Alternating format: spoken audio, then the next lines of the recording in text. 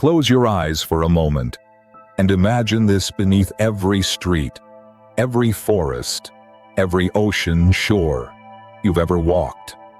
There may be another world waiting, a hidden realm of stone and silence where time slows and the air itself remembers. Down there, under centuries of sleep, lie forgotten corridors, sealed cities, and voices that once echoed in darkness. Tonight's story is a journey into that unseen world.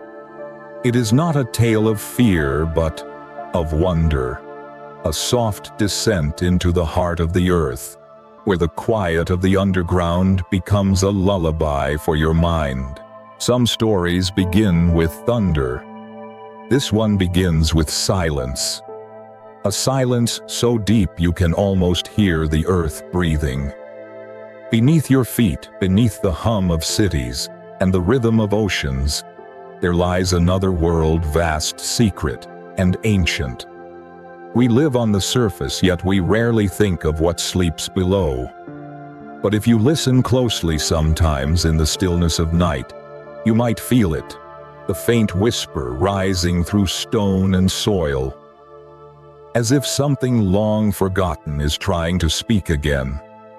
Since the dawn of time, people have looked to the heavens for mystery. We've mapped the stars, named the constellations, and dreamed of what lies beyond them. But the greatest mysteries may not be above us at all. They may be below, beneath mountains, under deserts, and deep beneath our own homes. Hidden veins of human history wind through the dark. Some were carved by nature, others by hands that no longer exist. Together, they form an unseen world that mirrors our own, where light and shadow have traded places. In ancient times, storytellers spoke of realms beneath the ground, of tunnels that led to sacred places, of kingdoms built in darkness. Some called them refuges. Others believed they were the homes of gods. And though we've dismissed many of these stories as myth, archaeology keeps uncovering truths that seem to whisper, "Look again." For each time the earth is opened, another secret seems to emerge. Imagine walking through a quiet valley at dusk. The air cools, the ground firm beneath your steps. Somewhere below, perhaps only a few feet down, a passageway stretches away into the unknown. Once people may have lived there, children laughing softly and candlelight prayers murmured inside stone chapels, the scent of earth mixing with fire and wine. Entire communities thrived in silence, while the world above went on unaware. It's humbling, isn't it, to think that we walk daily on the rooftops of vanished cities? And the question lingers, why did they hide?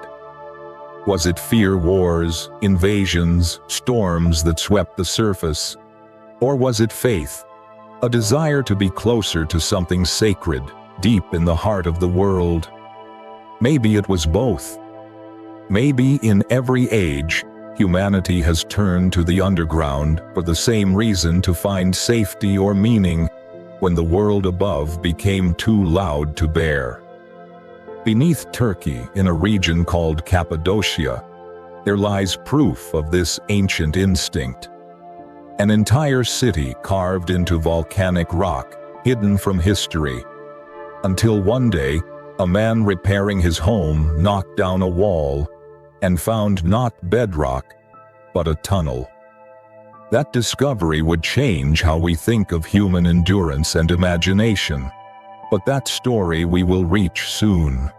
For now, let us linger here at the surface, listening to the pulse of the earth. There is something almost sacred about the thought that the ground beneath us is alive, not just with roots and rivers, but with memory. Layers of soil, stone, and fossilized breath. Every inch holds the echo of something that once was footsteps, fires, songs, tears. If we could listen long enough, perhaps we would hear them faint and far away, calling through the ages. Sometimes I wonder if the earth keeps our secrets better than we do. It swallows what we cannot face, tucks away what must not be seen. Empires rise, crumble, and vanish beneath dust. Yet underground their traces endure, silent, patient, untouched by the storms of time. The deeper we dig, the more we find that what we thought was gone still lingers waiting. So tonight, as you lie here in the soft dark, think of the world beneath your world. The tunnels that stretch like veins, the caverns where light has never fallen. Think of the stone walls holding stories too heavy for history books, too sacred for words. Somewhere down there, the first builders carved their prayers into rock. Somewhere else, entire cities folded themselves away from the sky, whispering, "Remember us." And perhaps that's what we're doing now, remembering. For when we speak of the underground, we're really speaking of our own depths. The quiet corners of our minds, the hidden chambers of memory, the parts of ourselves we seal away. We are each of us a little like the earth, beautiful on the surface, mysterious beneath. Soon we'll follow those whispers down through stone and silence to meet the people who once called the deep their home. We'll walk their halls, touch their walls, and listen for what they left behind. But before we descend, take one last breath of the surface air. Feel its warmth, its lightness, because the journey downward is not just into history, it's into the soul. Now rest your thoughts. Let curiosity replace haste. Let wonder soften the edges of your day. Beneath our feet lies another world, and tonight it begins to open slowly, gently, like the closing of your eyes before sleep. And if you wish to keep wandering with me, to drift through quiet tunnels, ancient cities, and sleeping worlds, remember to subscribe to Gentle Sleep Stories. Together, we'll uncover the beauty that waits in the dark, one peaceful dream at a time. The whisper from the earth still lingers in your thoughts.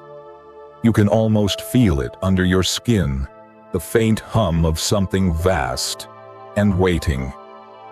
Last night, we stood at the edge of mystery, listening to the heartbeat beneath our feet. Now we begin to descend step by step into the first of those hidden worlds. The journey takes us to a place where entire lives once unfolded in silence deep below the Turkish plains, a city carved not in the sky, but in stone.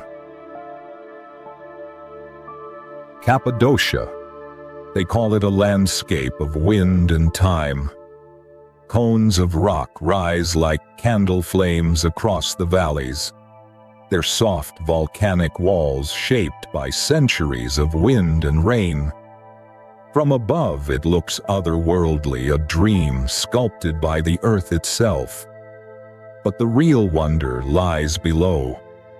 Under those quiet hills, under homes that still stand today, sleeps a city so vast, so intricate, that it could hold the breath of 20,000 souls. Its name is Derinkuyu. It was discovered by accident. A man repairing his house knocked down a wall and expected to see more stone behind it, but instead, a tunnel yawned open, dark and cool, breathing air that hadn't touched the surface in centuries. Imagine standing there holding a flickering lamp, staring into that hole in the wall. The first breath of the underground brushes your face, cold, ancient, and faintly damp, like time itself exhaling. The tunnel led downward, and then downward again.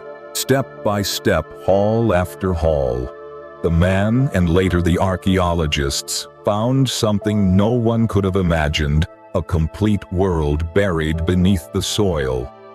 Corridors twisting like veins, Rooms stacked upon rooms.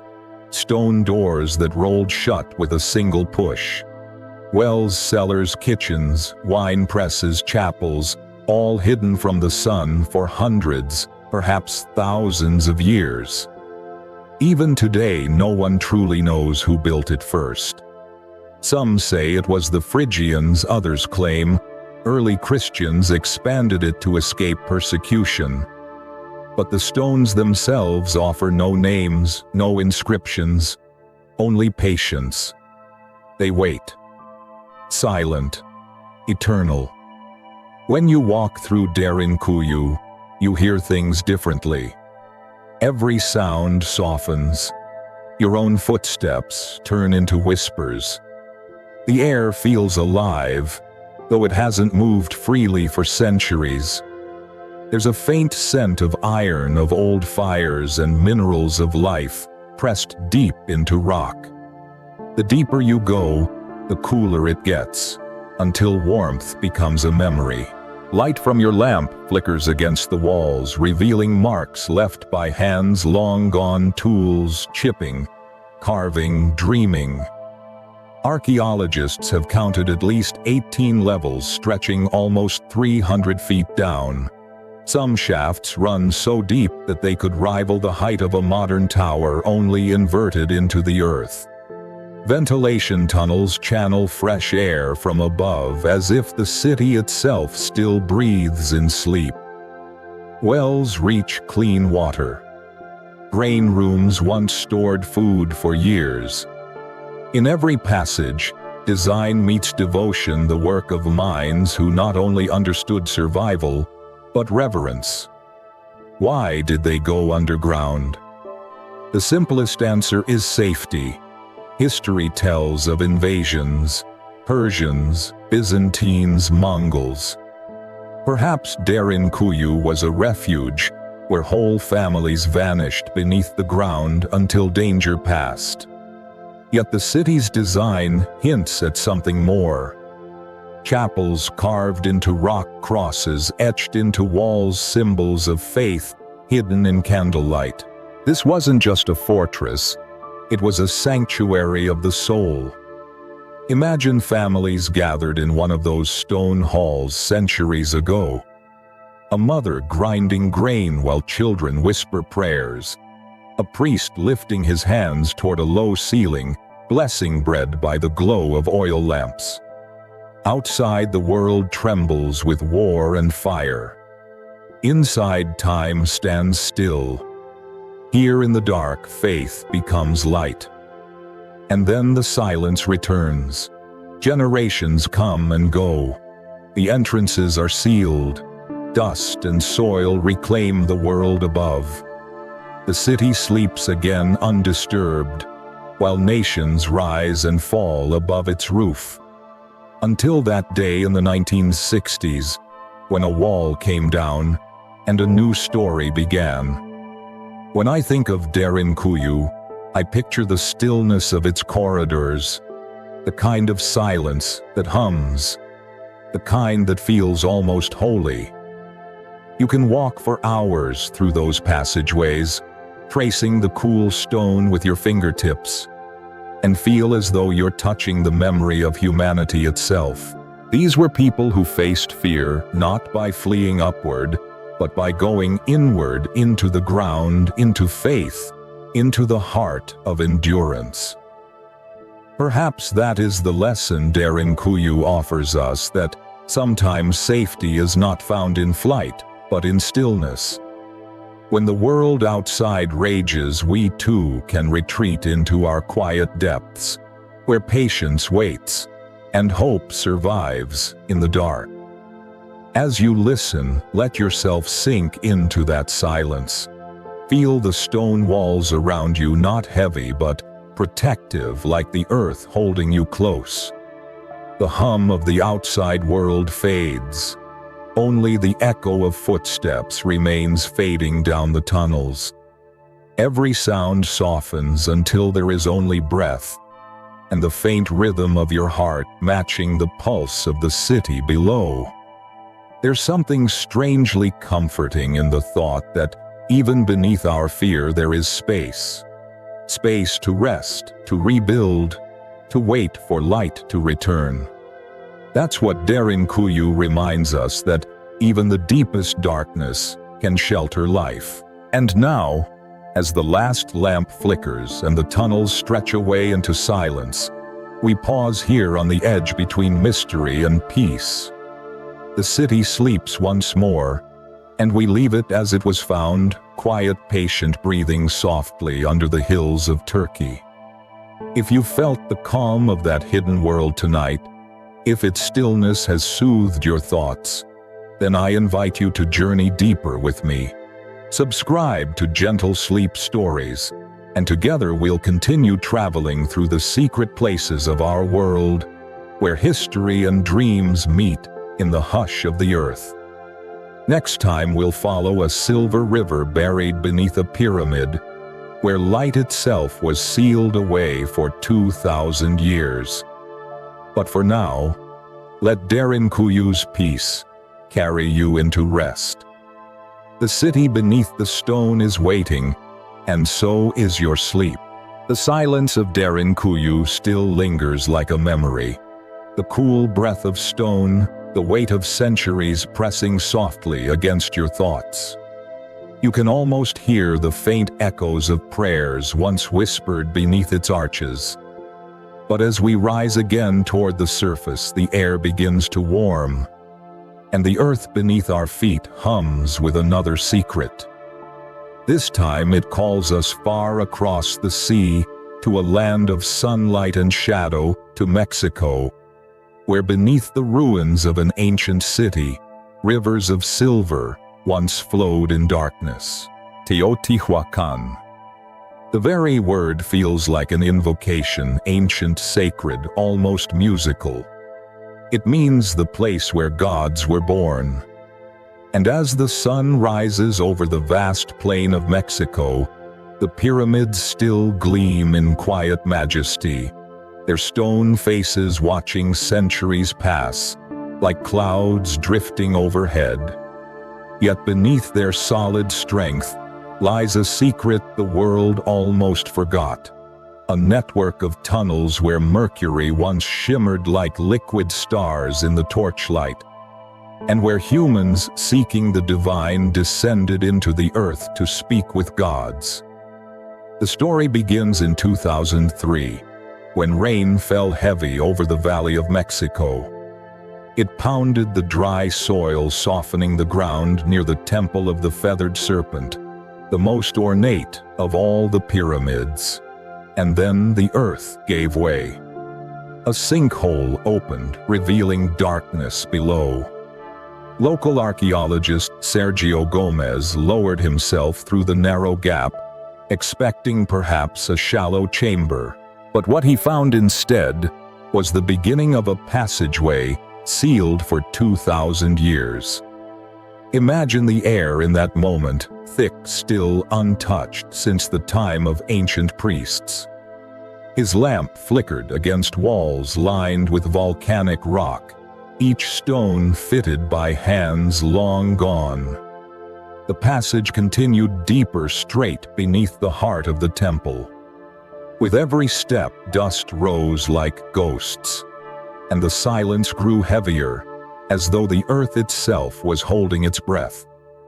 At the tunnel's end lay a series of chambers, sealed tight with massive stones. When the archaeologists broke through, their lights caught a strange glimmer. The floor wasn't dry, it shone. Pools of mercury rippled faintly in the dark, glowing silver beneath the beams. For a long time, no one spoke. The reflection of the lamps wavered on the liquid metal, turning the walls into mirrors. It was as if they had stepped inside a dream, the kind that remembers itself long after the dreamer wakes. No one knows exactly why those rivers of mercury were placed there. The metal is rare, difficult to extract, and poisonous. But to the people of Teotihuacan, it must have held meaning beyond its danger. Some say it symbolized the underworld, a shining lake separating life and death. Others believe it was a mirror of the sky, a sacred river flowing through the land of the dead. In that darkness where torchlight danced and reflected endlessly, one could imagine standing between two worlds, neither fully alive nor lost. The tunnel itself was a marvel of engineering.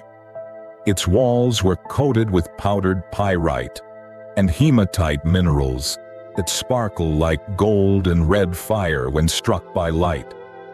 Imagine how it must have looked during ceremonies, priests walking slowly through the passage, their torches flickering, the walls glittering as if the stars themselves had fallen underground. The floor glowed silver from the mercury pools, and the echo of chants filled the air. It was not a place of refuge, but of revelation.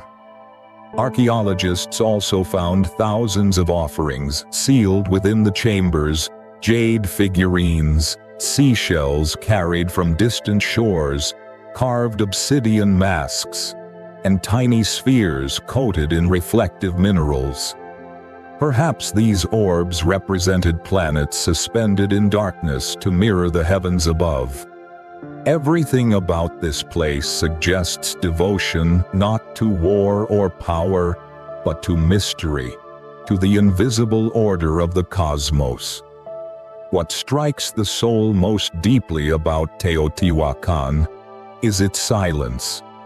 No names of kings, no inscriptions of rulers. Unlike the Maya, who carved their dynasties into stone, the people here left no personal trace.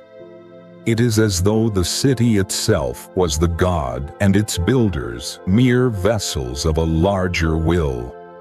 Their temples reached toward the sun, but their hearts turned downward into the earth, where they built the mirror of creation itself.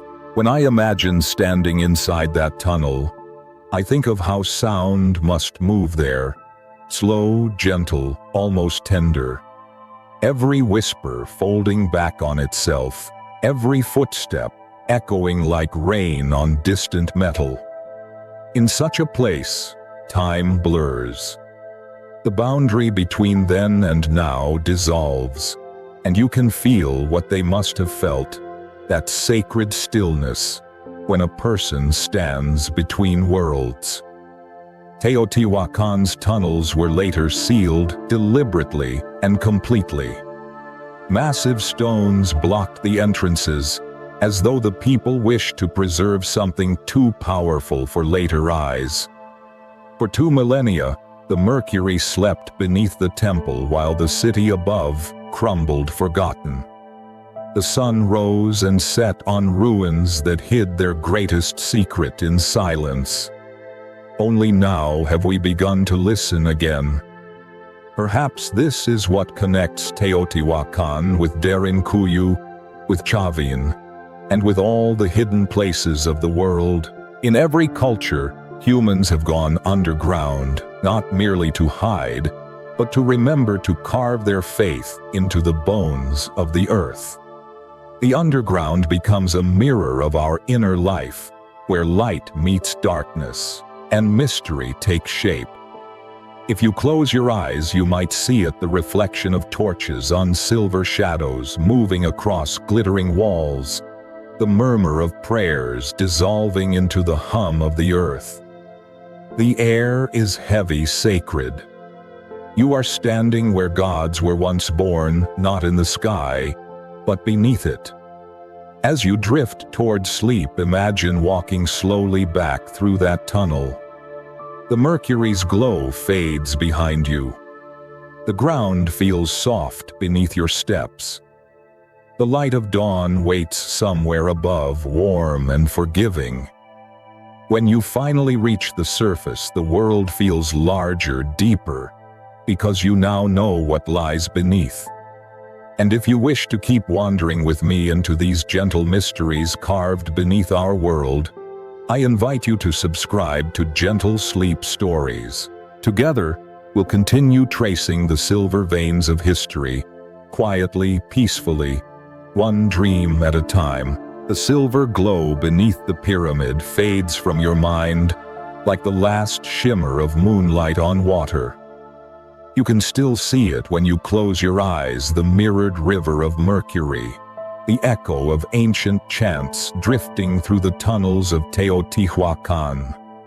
But now the dream calls us farther south across the mountains and clouds of Peru, where the air grows thin and the stone begins to speak.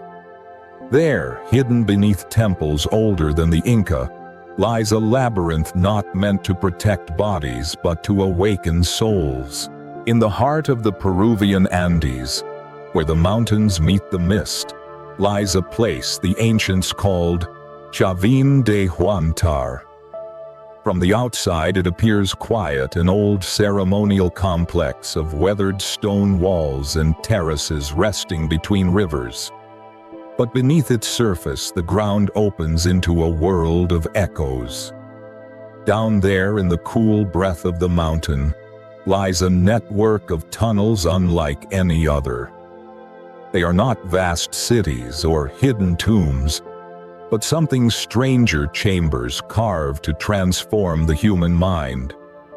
Archaeologists say these tunnels were built nearly 3,000 years ago, between 1200 and 500 BC.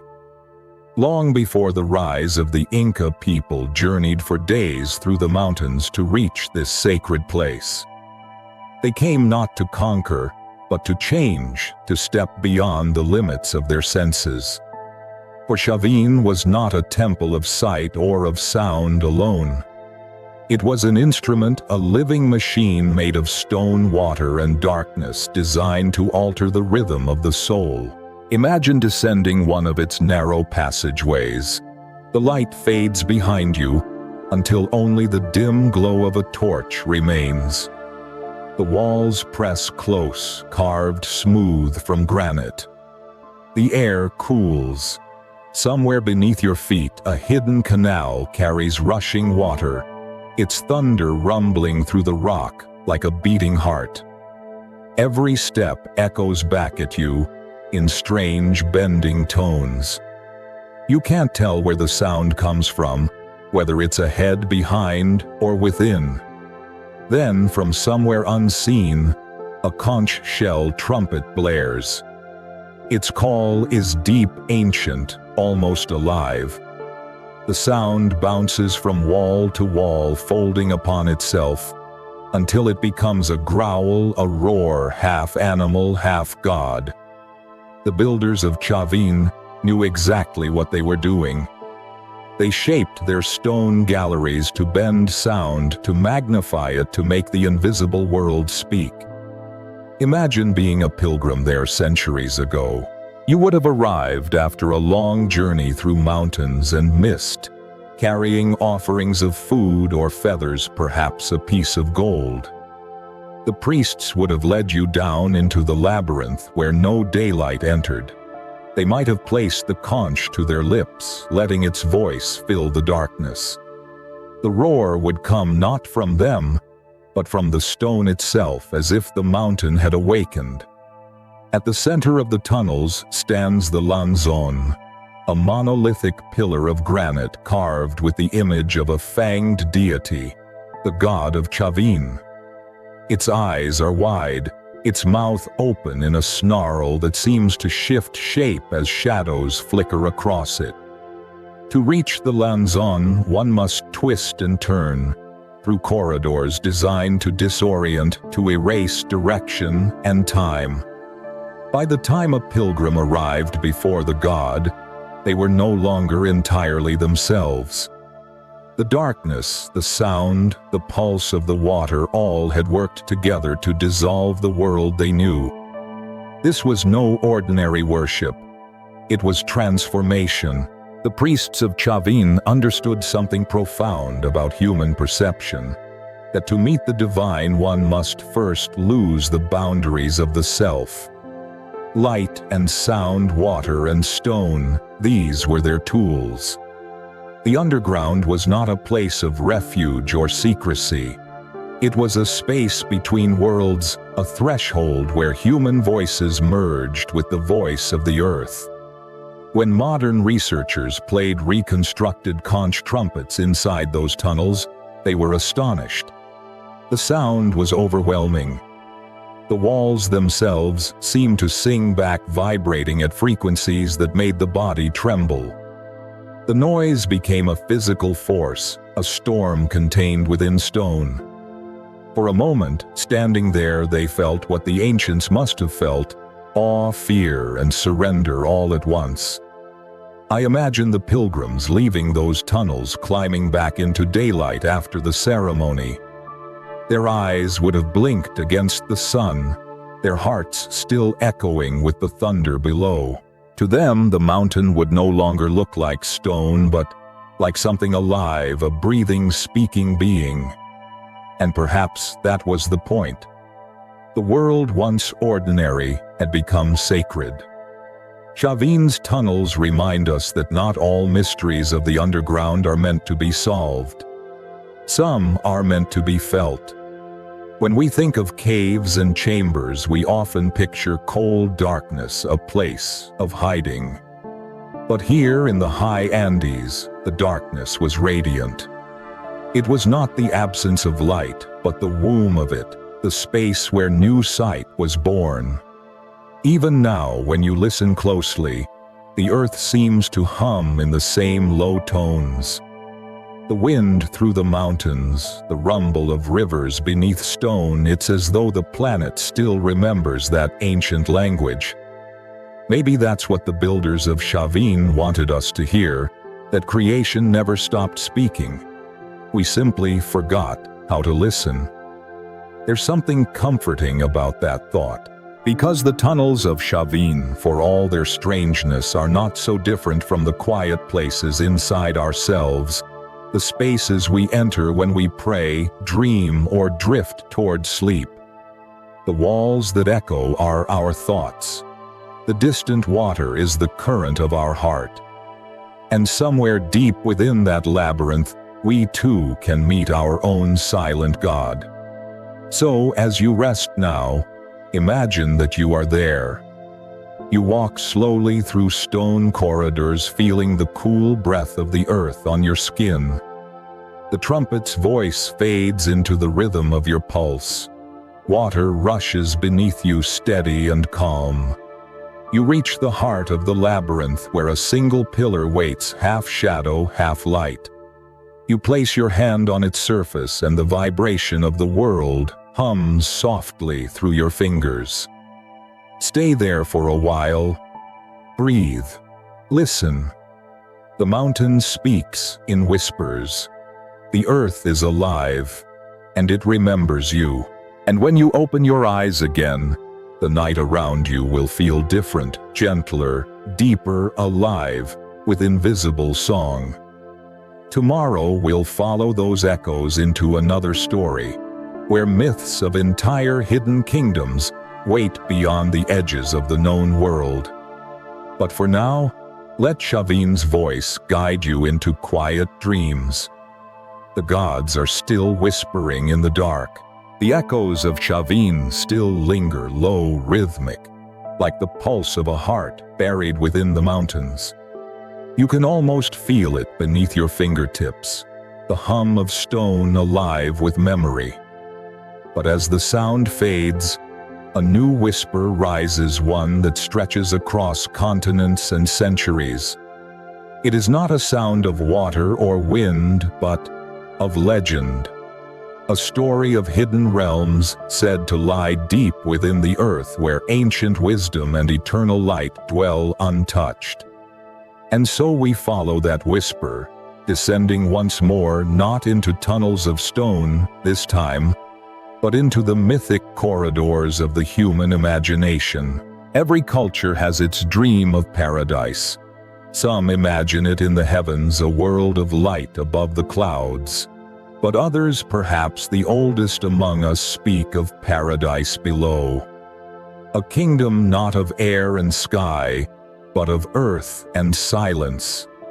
They call it Agartha. The name first surfaced in the stories of travelers crossing the high plateaus of Central Asia.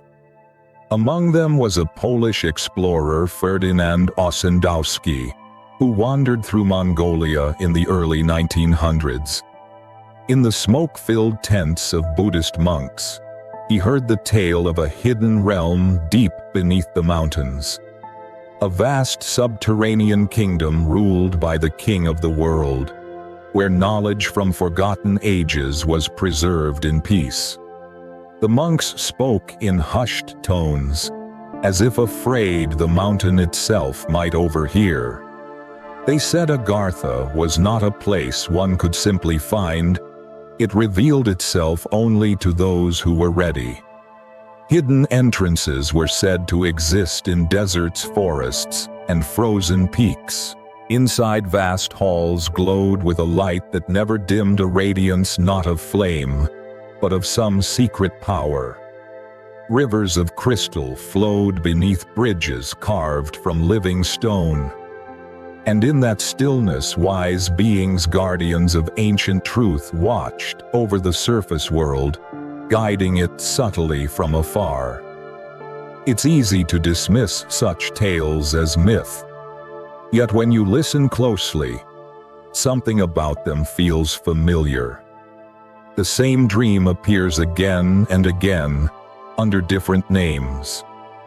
In Tibetan Buddhism, there is Shambhala, a hidden kingdom of purity and enlightenment, accessible only to the pure of heart. In Hindu epics, the underworld is not a place of punishment, but of divine order ruled by beings of immense wisdom. Even in Christian mysticism, there are echoes of the same idea that somewhere beyond the veil of ordinary sight lies a world closer to God's perfection. Perhaps Agartha is not a single place, but an idea that moves through time like an underground river, appearing wherever humanity grows tired of the noise above. A dream of retreat, of renewal. A reminder that the world's true center may not be visible but buried deep within. Imagine it for a moment. You walk through a cavern lit by its own light, warm and golden, as if the sun had taken refuge underground. The air is soft and clear, the temperature neither hot nor cold. The walls shimmer faintly, not with jewels, but with energy, humming gently in rhythm with your breath. In the distance, a city unfolds, arches, towers, bridges suspended in quiet harmony. No smoke, no haste, only peace. People move with calm purpose, their faces serene, as if they know something the surface world has forgotten. They say the king of the world sits at the heart of Agartha, not on a throne of power, but in meditation. His thoughts, they claim, ripple upward through the layers of the earth, influencing the destiny of nations, the birth of ideas, even the dreams of those who seek truth. He does not rule through command, but through vibration, a harmony so pure that it shapes the unseen. What if beneath all the noise of modern life, we too could hear that harmony? What if Agartha is not hidden because it's distant, but because it exists on a frequency we've forgotten how to feel?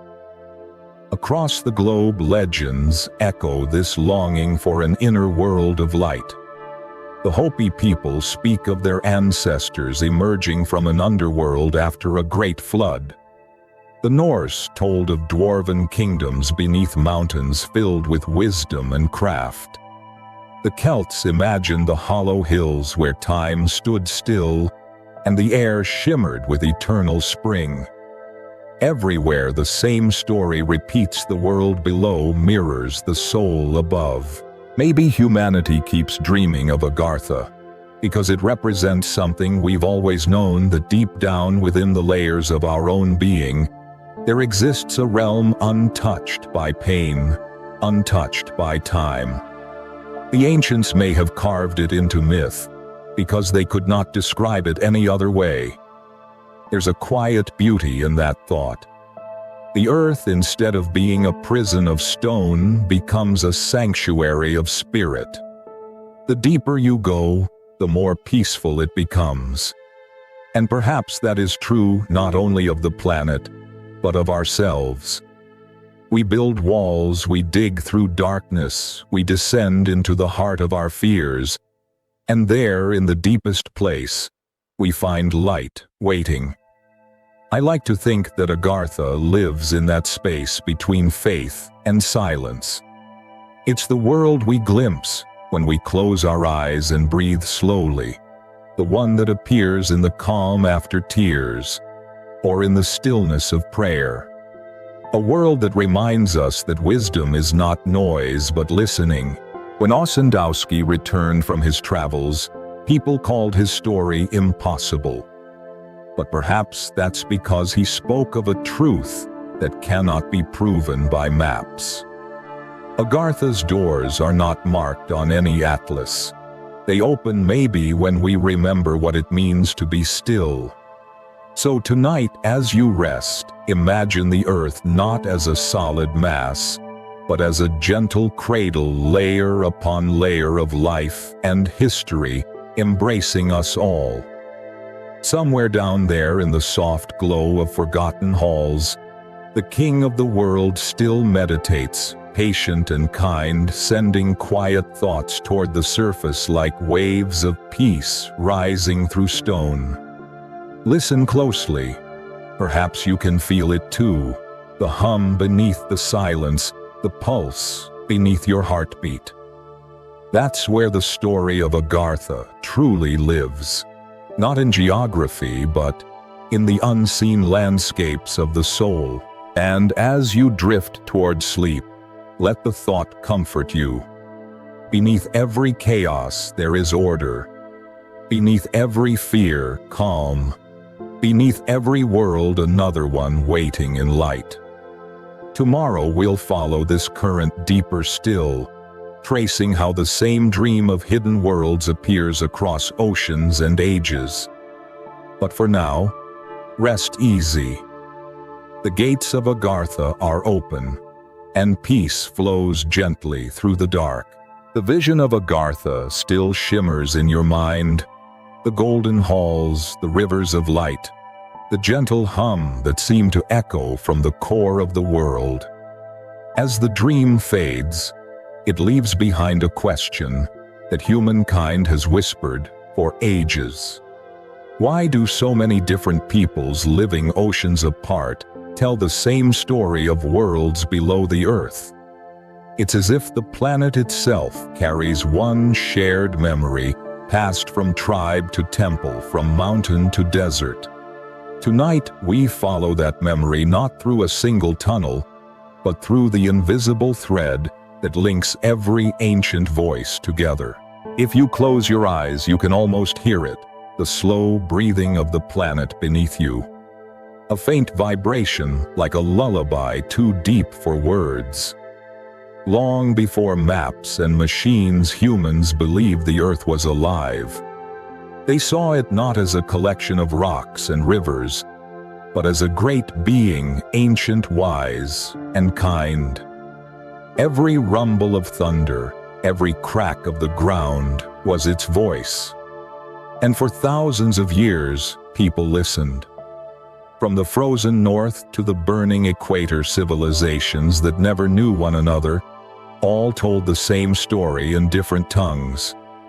The earth has layers of life. Above there is the realm of sunlight, below the realm of memory.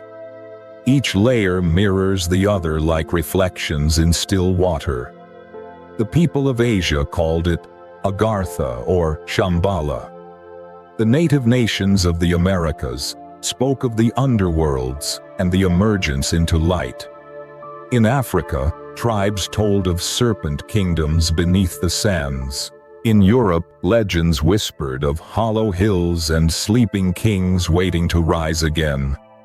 How could such stories bloom in so many places, separated by oceans and centuries? Perhaps they were not spreading outward from one source, but rising upward from the same earth, the same ancient mind that lives beneath every footstep. The planet remembers, and sometimes when hearts are still enough, it speaks.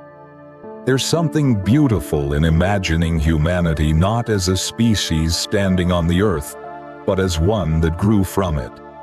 Like seeds, we emerged from the soil carrying its silence within us. Maybe that's why caves and tunnels feel familiar even when they frighten us. They remind us of home, of the darkness before birth, of the first breath, after waiting in stillness. Imagine the first people huddled in caves, hearing rain drip through stone.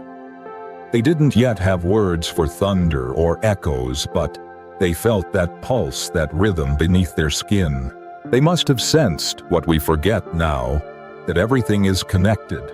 The storm above the roots, below the heartbeat in the chest. To them, the world was not divided.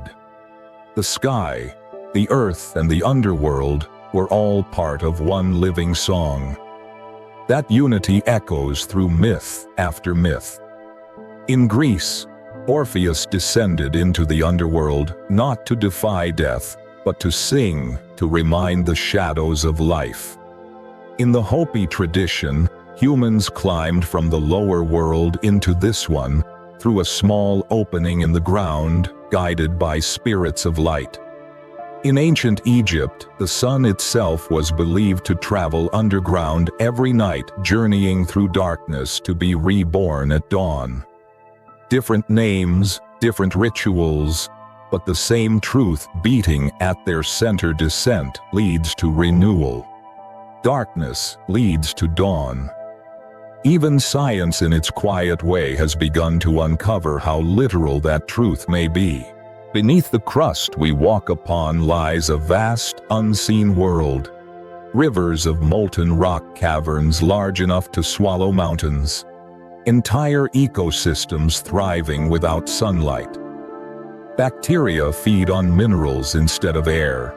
Crystals grow like forests. There are even whispers of massive reservoirs of water trapped miles below, more than in all the oceans combined. It's as if the earth has kept its own secret ocean hidden and breathing while we searched the stars for life. Perhaps the myths were never wrong. Perhaps they were only speaking a different language, one of symbol and spirit. When the ancients said the earth was alive, maybe they were describing what science now begins to see, a planet that moves, transforms, and remembers. We just stopped listening. If you've ever stood in a quiet forest, you may have felt that old conversation stirring again. The ground beneath your feet feels soft, almost aware. Trees sway and murmur above you. The wind hums through leaves. And for a moment it feels like a heartbeat surrounds you. That is the language of the world. It doesn't shout. It whispers. You can only hear it when your thoughts slow down enough to match its rhythm. I think of it often, the idea that maybe the earth still tries to talk to us through beauty, through quiet signs. A river that changes course. A mountain that breathes steam. A sudden calm after rain. We who are always rushing rarely hear it. But those who do, the poets, the prophets, the dreamers, they write down what they hear. And centuries later, we call them myths. Perhaps all myths are just translations of the same song the planet sings to remind us where we came from. Each culture adds its melody, its own instruments, but the rhythm is always the same, slow, steady kind. When the world above becomes too loud, we remember that the silence below still holds us. So tonight, as you rest, imagine lying on the ground and feeling that pulse beneath your body.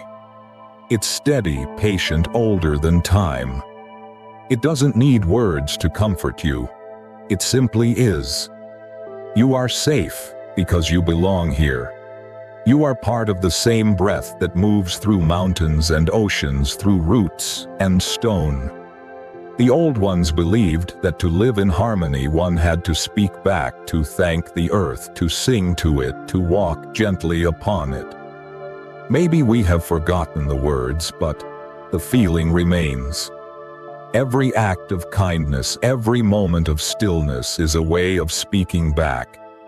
And when you listen to the quiet tonight, perhaps you'll notice that faint hum again, the same one the people of Chavin heard in their tunnels, the same one that whispered through the stories of Agartha and Shambhala. It's the voice of the earth, patient and eternal, reminding us that we are never truly alone. Tomorrow we'll follow that voice westward to the red canyons of the Americas, where the Hopi and the Navajo kept alive their stories of emergence of light born from the deep. But for now, let the song of the earth cradle you. Feel the warmth beneath you. Let the old rhythm carry you softly toward dreams, where every heartbeat is the echo of the world itself. The hum of the earth still echoes softly beneath everything, the same slow rhythm that once guided our ancestors through darkness and into dawn. Last night we listened to the planet's quiet voice, the one that speaks in wind and water, in trembling ground and patient silence. But now that whisper takes shape in a story that has never faded. Across the oceans, on the wide mesas of the American Southwest, the Hopi people still remember what it means to live in harmony with that voice. Their story is not of gods or empires, but of emergence of humanity climbing from shadow into light. When the desert night falls over Arizona, the stars come so close, they feel like embers drifting just above your hands. The air grows still, sand cools beneath bare feet. And somewhere in the dark, if you listen carefully, you might hear a low chant carried by the wind, a song older than the mountains. It tells of a time when the world above did not yet exist, and humankind lived deep within the earth. According to Hopi tradition, our ancestors once dwelled in the lower worlds, hidden from the sky. The place was dark, yet it was safeguarded by the spirits who watched over creation. But as ages passed, something began to change. The people grew restless, forgetting their prayers, turning away from balance. The world below grew tight and heavy. The Creator, seeing their struggle, sent a message: it was time to begin again. Guided by a kind and luminous being called Spider Woman, the Hopi climbed upward through a narrow opening, a sacred passage known as the Sipapu. Emerging into the light of this new world, they began the long journey of remembrance, learning once more to live in harmony with earth, water, fire, and sky. That small hole, the Sipapu, still appears in every Hopi kiva, the underground ceremonial chambers where prayers are offered. It is not merely a symbol, it is a doorway of memory. When the elders gather to pray, the Sipapu reminds them that humanity was born from below, and that the earth is both mother and teacher. We came from darkness, they say, and we carry it within us so that we may better understand the light. It is a truth both humbling and beautiful that every person, no matter where they live, carries the story of emergence in their own soul. We all begin in darkness, the quiet of the womb, the silence before the first breath. We all climb toward light not once, but many times throughout our lives. The Hopi story is not simply a legend of origin, it is a reflection of the human journey itself. Imagine walking through a vast canyon at dawn. The rocks glow red and gold, the air smells of sage and stone. You feel the ground beneath you, solid, ancient breathing.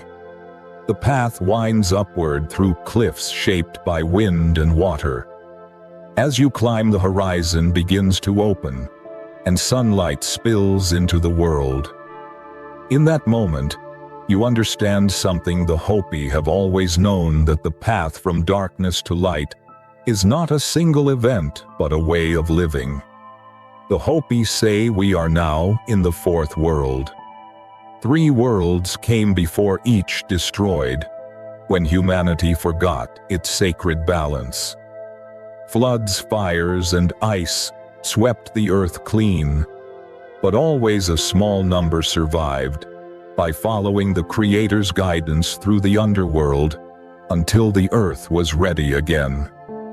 They emerged carrying seeds of memory and hope. Each emergence was both an ending and a beginning, a lesson in humility.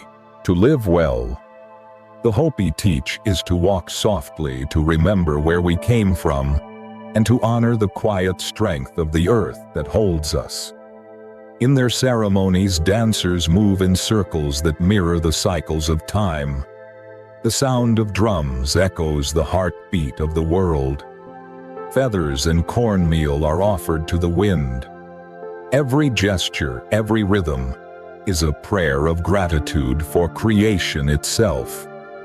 To an outside observer, these rituals may seem simple, but beneath their grace lies an understanding that modern minds often forget, that life is not something we control, but something we belong to. When you sit beside a Hopi elder and listen to their stories, you feel that belonging awaken inside you. They do not speak of the underground as a place of fear, but as a sacred refuge, the womb of the earth. We were protected there, one might say, until we were ready to face the light. It's a thought that carries comfort. Perhaps the darkness we fear is not punishment, but preparation.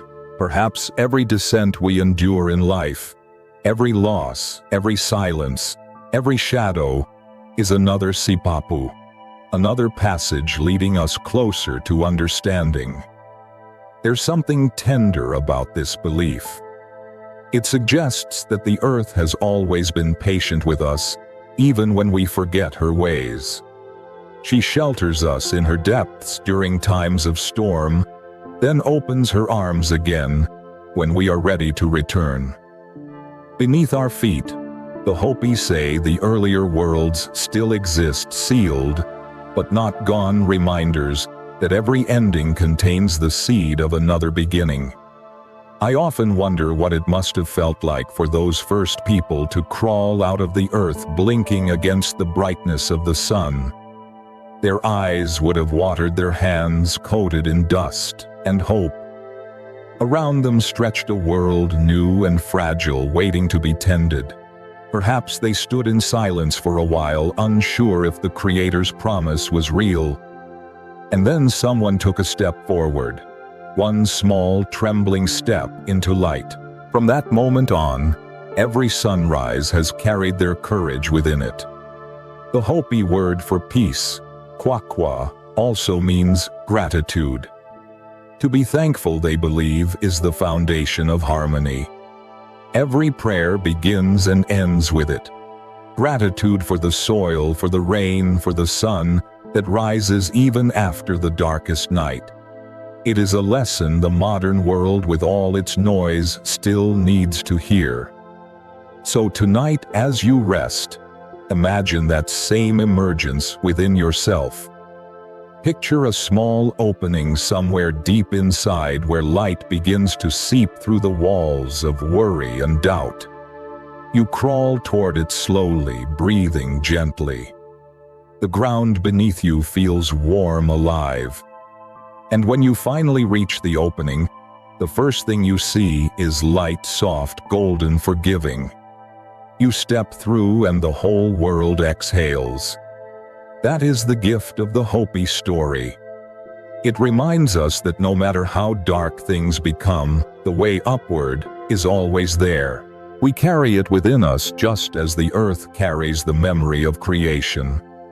Tomorrow we will continue our journey eastward across oceans and time to another secret beneath the soil, the mysterious Longyu caves of China, where human hands carved a world in silence and then vanished from history. But for now, let the Hopi's song of emergence cradle you. The earth is beneath you, holding you steady. The stars above are the same ones that guided the first people into the light. Breathe softly. The world is awake, and so are you. The Hopi's song still echoes softly in the heart, the sound of hands brushing against stone as they climbed from darkness into dawn. Their story of emergence is not just a memory of the past, it's a reflection of something that continues within each of us, a quiet rising toward light. But as our journey moves eastward across the oceans and into the mountains of China, we discover a different kind of emergence, one that begins not with birth, but with silence. Here, beneath the green hills of Zhejiang province, a mystery lies hidden in the stone untouched for over 2,000 years. It is a place where the earth itself seems to have been hollowed out by human dreams and then abandoned to sleep. It began as many great discoveries do, with something ordinary. In the summer of 1992, a group of farmers in the village of Longyu decided to drain a pond that had existed for as long as anyone could remember. For generations, people thought it was nothing more than a shallow pool fed by rain and groundwater. But when the last of the water was pumped away, the earth revealed something astonishing. Beneath the surface was not mud or stone, but an opening, an entrance into an enormous hand-carved chamber. At first, the villagers thought it must be a natural cave, but as they stepped inside with flashlights, their beams caught patterns too deliberate to be chance. Every wall, every column, every ceiling was smooth and covered in perfect parallel chisel marks. It wasn't a hollow left by nature, it was a monument carved by human hands. And not just one chamber. As the villagers explored further, more openings appeared nearby. Over the following years, more than 20 large caverns were found, each connected in subtle ways, each vast enough to fit entire cathedrals inside. Together, they became known as the Longyu Caves. Even now, no one knows who built them or why. The walls bear no inscriptions, no carvings of kings, no prayers or dedications. There are no relics of tools, no traces of soot, no remains of people.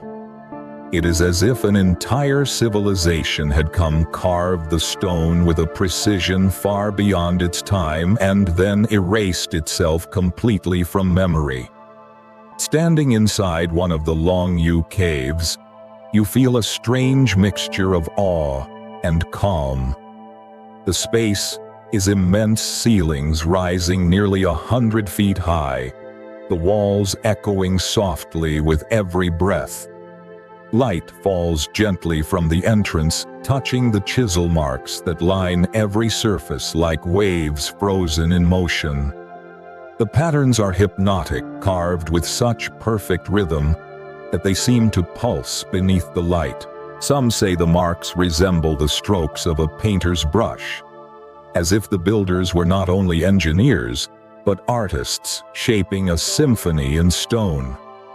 The amount of work defies comprehension. Archaeologists estimate that more than 1 million cubic meters of rock were removed to create these chambers. With modern tools, such a feat would take years. With ancient technology, it seems almost impossible. Yet the evidence is there. The walls, the corners, the pillars, all carved by human hands that knew exactly what they were doing. What purpose could such an undertaking serve? Some believe the caves were ancient quarries carved to extract stone for other projects.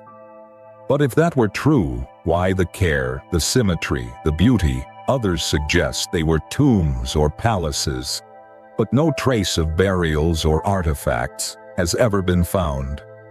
A few whisper that they were temples, places where rituals took place far from the eyes of the world. Whatever their purpose, the builders seemed intent not only on creating something vast, but on hiding it. The strangest mystery, perhaps, is not their construction, but their silence. Ancient China was a civilization obsessed with record-keeping. Dynasties catalogued everything: taxes, battles, harvests, even the songs of traveling poets. And yet not a single text, not one scroll mentions the Longyu Caves. It is as though history itself conspired to forget them. There's a stillness inside those caverns that feels alive. The air is cool and damp, untouched by centuries. If you stand long enough, you can hear faint droplets of water falling somewhere in the dark, each one echoing through the chamber like the tick of an invisible clock. The sound fills the emptiness, yet it never breaks the peace. You realize that the silence here is not absence, it's presence. The caves are listening too. Some villagers believe the caves were meant as sanctuaries built by an ancient people to survive something the world has long since forgotten. A flood, a war, a storm of fire.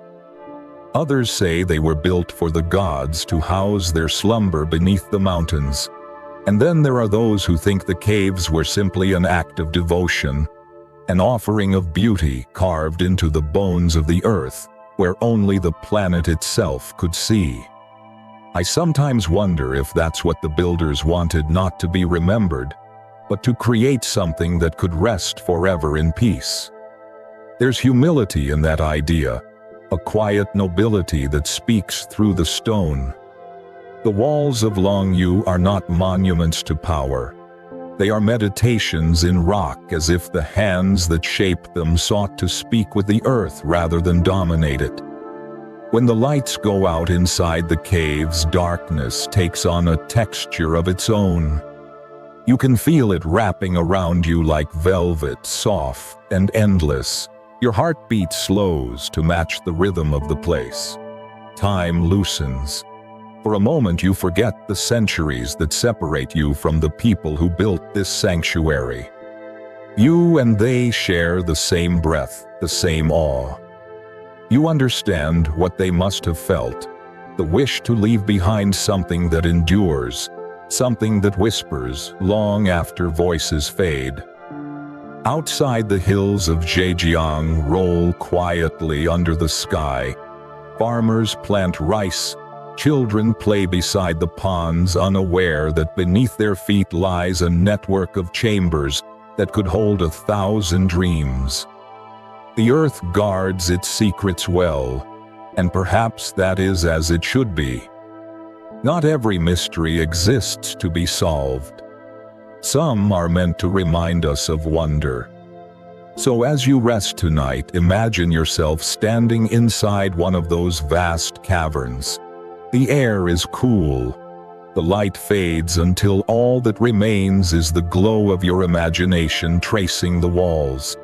Each mark is a heartbeat, each echo a reminder of those who once worked in silence, trusting that beauty does not need witnesses.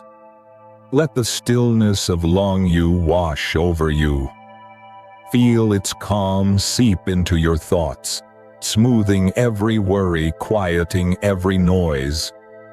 Beneath you, beneath all of us, lies a memory of patience, of human hands, shaping eternity one gentle stroke at a time. Tomorrow we'll journey west again, into the shadowed labyrinth of Mammoth Cave, where nature herself has carved a cathedral of darkness. But for now, let the forgotten caves of Longyu cradle your dreams. In their silence, you are home. The silence of the long U caves lingers long after you leave them. You can still feel the cool air against your skin, the echo of unseen water dripping somewhere deep within the stone. There was something sacred in that stillness, something that felt both ancient and human, as if time itself had decided to stop and rest there. But now our journey leads us away from what human hands carved and into what nature herself has created, vast, endless, and mysterious. Beneath the rolling hills of Kentucky, the earth opens into one of her grandest works, a labyrinth so immense and silent that even sound seems afraid to enter. At first, there is only darkness. Then slowly, a light flares, just a small beam from a lantern trembling in the air. Its glow touches rough walls glistening with dampness and reveals what lies ahead, an endless passage disappearing into shadow. This is Mammoth Cave, the largest cave system in the world, a place where the planet breathes through stone corridors that seem to have no end. Above ground, Kentucky's forests hum with life. Crickets sing, rivers murmur, and sunlight filters through the leaves in golden ripples. But the moment you step below, the sound of the living world fades away. The air grows cool and heavy, and you realize that you are walking into a world without time. Down here, the only light comes from what you carry.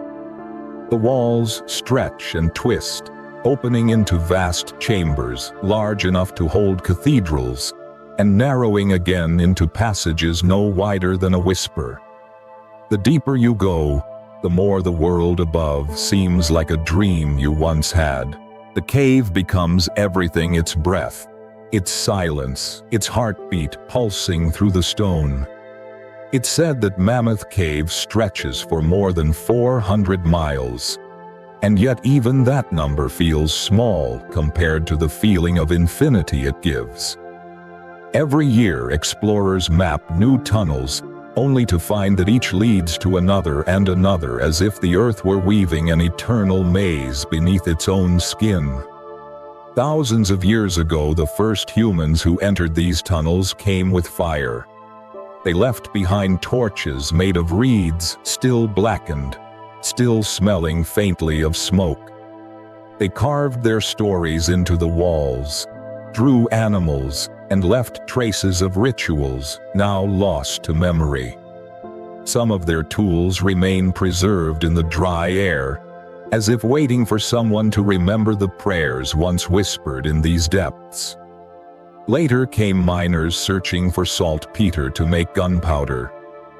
During the 19th century, tourists followed, carrying candles and curiosity. Some came seeking beauty. Others sought the thrill of the unknown. Many never found their way back. The darkness here is not just the absence of light.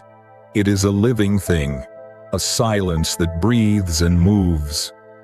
Once it surrounds you, it fills your mind with strange thoughts, as though the cave is speaking in the language of echoes. There are stories of travelers who lost their path and wandered for days, their lights dying one by one. In the suffocating blackness, time dissolved.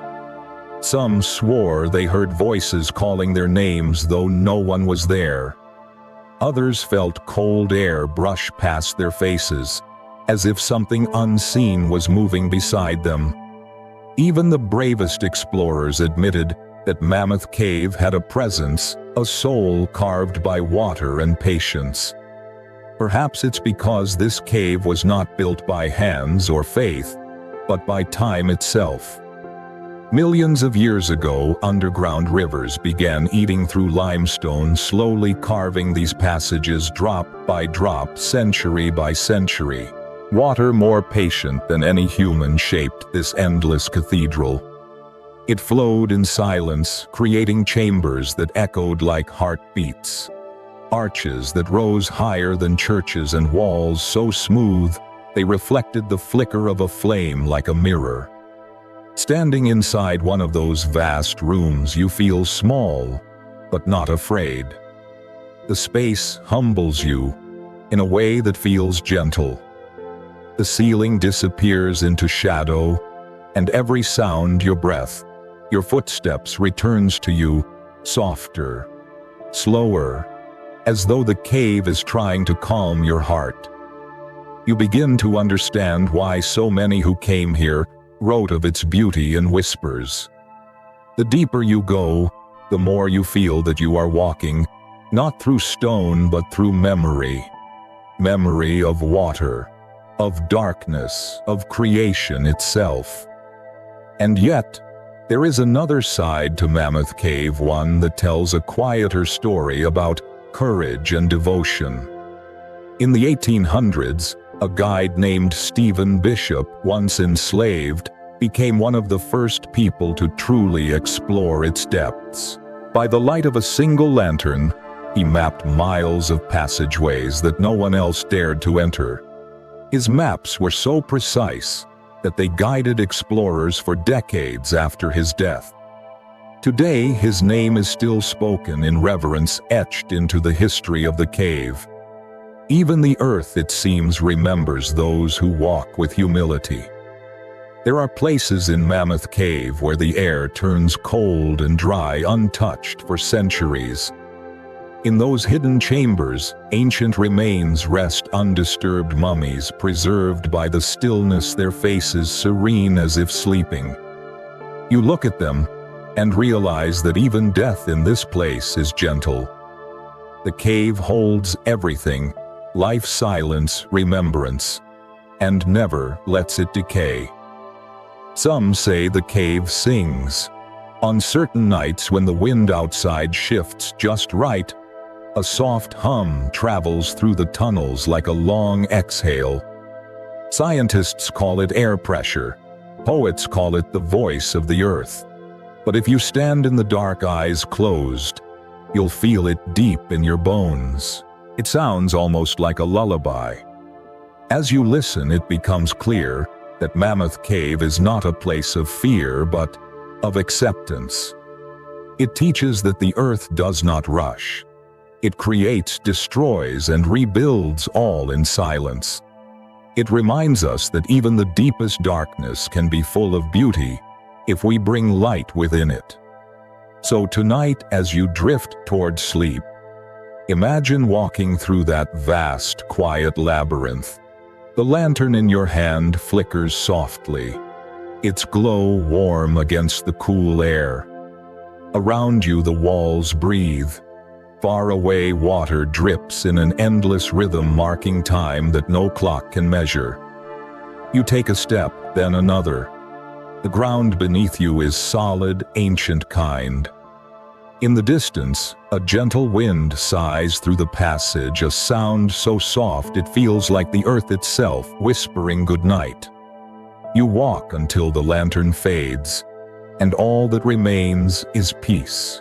The cave embraces you, and you understand at last there is no need to fear the dark when the world itself holds you in its arms. Tomorrow we'll leave this natural cathedral and step once more into the realm of human secrecy, a journey toward China's underground Great Wall, where tunnels hold not silence but power. But for now, let the breath of Mammoth Cave lull you. The earth is vast, the night is kind, and you are safe within its endless depth. The breath of Mammoth Cave still lingers in your chest, the cool, gentle rhythm of the underground world that seemed to cradle you in its vast arms. You can almost hear it even now, that soft sigh of stone and shadow, like the planet's own heartbeat, reminding you that everything hidden still lives. But as we rise once more to the surface, the air changes. The peace of nature gives way to a different kind of silence, one forged not by rivers and time but by human hands. In the far north of China, beneath mountains and fields, a labyrinth stretches for thousands of miles. It is not a monument to faith or beauty, but to fear and power. The world calls it the underground Great Wall. From the air, the northern provinces of China look peaceful. Rolling hills, green valleys, small villages scattered among them. The land seems calm, eternal. Yet beneath that tranquil surface, an unseen city hums with guarded purpose. Somewhere in the rock, under mountains and plains, tunnels twist and merge into a network so vast, it rivals the veins of the earth itself. The locals rarely speak of it, and when they do, their voices drop to a hush. For this is no myth, no forgotten ruin of the past. It is one of the largest underground structures ever built by human hands, and it exists not to shelter life, but to protect power. They call it the Underground Great Wall, a name that carries both pride and unease. It was carved in secrecy by the People's Liberation Army deep beneath the soil of northern China. Reports say it stretches more than 3,000 miles longer than the distance between New York and Los Angeles, linking mountains, bases, and hidden cities. Its purpose is simple, yet terrifying to guard and move China's nuclear arsenal, ensuring that even if the surface world were destroyed, the weapons below would survive.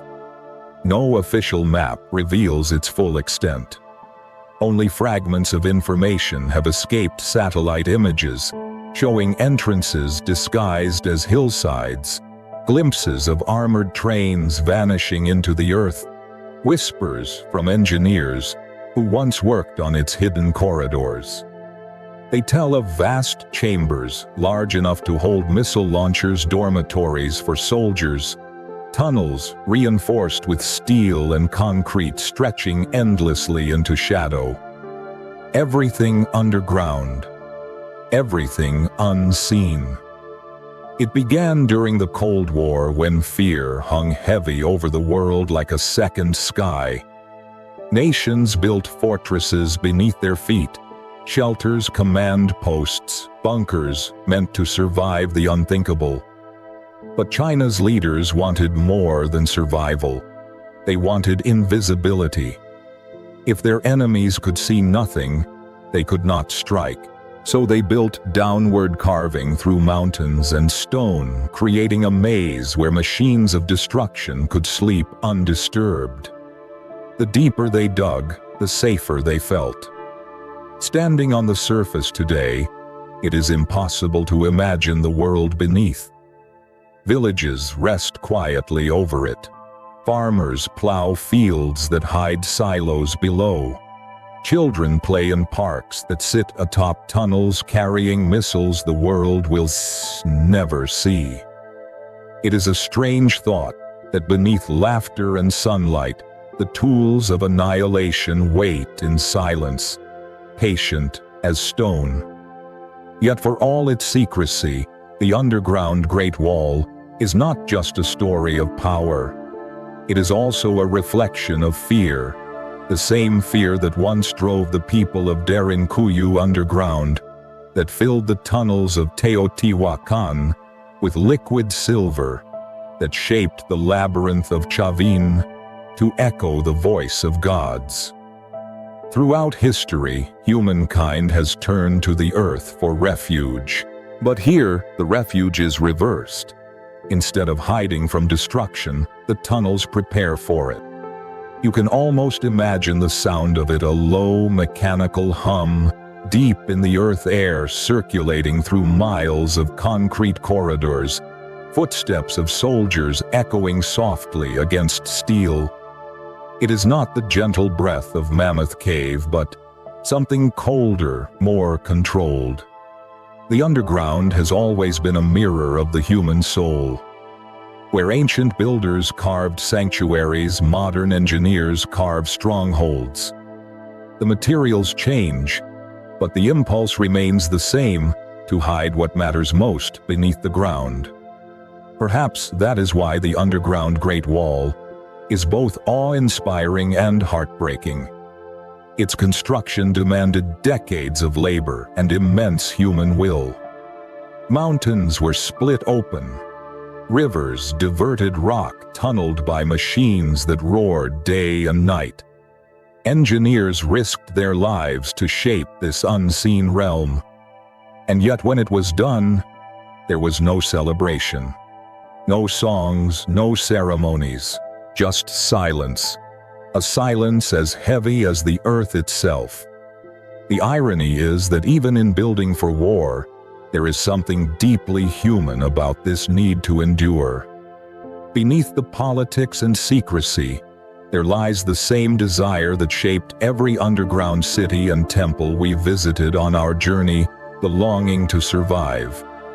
Whether hiding from invaders, worshiping the divine, or preparing for catastrophe, humanity always turns inward, downward, toward the heart of the world.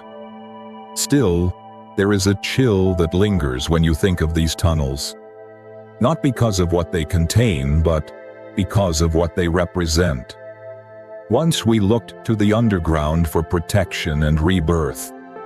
Now, it has become the vault of destruction, a reminder that our greatest intelligence can also be our greatest shadow. The same earth that nurtures life now shelters the weapons that could end it. And yet perhaps even here, beneath all that steel and secrecy, something tender remains.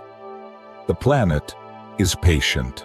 The same stone that holds warheads also holds roots and fossils, ancient rivers and sleeping seeds. The earth absorbs everything without judgment. Fear and faith, weapon and prayer. It endures us. If you were to stand above those tunnels at dusk, you would see nothing but quiet hills stretching into distance. The sky would blush with the color of peace. You might even hear the wind moving softly through the grass. But deep below, the lights never go out. The underground hums alive and alert, carrying the weight of choices made in silence. As you drift toward sleep tonight, imagine that you are standing there between the calm world above and the secret world below. The two realities exist together side by side, the surface filled with laughter and rain, the depths with vigilance and shadow. And in that fragile balance, the world keeps turning. Tomorrow we'll journey farther north, where another mountain hides another mystery, one even greater, older and darker than the rest. Beneath Russia's frozen peaks, a secret city waits, Mount Yamantau, the heart of silence itself. But for now, let the stillness of the night surround you. The world above and the world below are both at rest, and the earth holds them gently, as it always has. The hidden tunnels of China still echo faintly in the mind, the hum of machines beneath mountains, the soundless vigilance of a world built to survive what must never happen.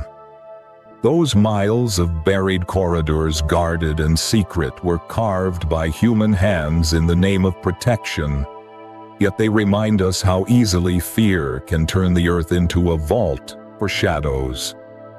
But now our journey turns westward again, toward a colder land where another secret lies sealed beneath stone and snow. High in the Ural Mountains of Russia, the earth rises into a peak called Mount Yamantau, a place that looks silent, ordinary, and still, but whose heart may hold one of the most powerful mysteries of our age. From a distance, Mount Yamantau looks almost peaceful. The pine forests climb its slopes like waves of green frozen in motion, and in winter snow drapes over it in soft, endless folds. Birds circle. The ridge's rivers glitter far below, and clouds drift lazily across the sky. To the eye, it is just another mountain, majestic, lonely, beautiful. but those who have watched it from afar, through satellites or whispers, know that what lies beneath is anything but ordinary. Since the days of the Cold War, Yamantau has been wrapped in silence. Maps once showed it as nothing more than wilderness, but photographs taken from space told another story.